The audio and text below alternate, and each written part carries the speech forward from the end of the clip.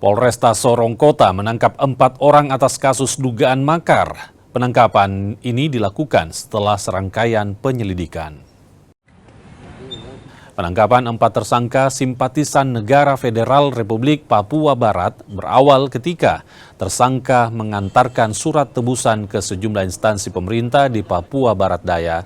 Salah satu dari mereka akan membuka kantor sekretariat NVRPB yang diduga mengandung pesan makar. Polisi kemudian melakukan penyidikan. Petugas akhirnya menemukan barang bukti hingga lakukan gelar perkara sebelum menangkap para terduga makar. Penyidikan kita juga sudah melakukan beberapa kegiatan, diantaranya membuat administrasi penyidikan, kemudian SPDP, pemanggilan dan pemeriksaan saksi-saksi, penyitaan barang bukti, gelar perkara, gelar tentang penetapan status dan penggeledahan rumah.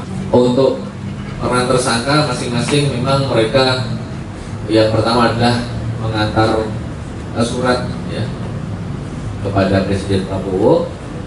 Kemudian kita diberi tebusan ya, karena masing-masing pelaku ini, tersangka ini mempunyai kedudukan di struktur organisasi NRFPB.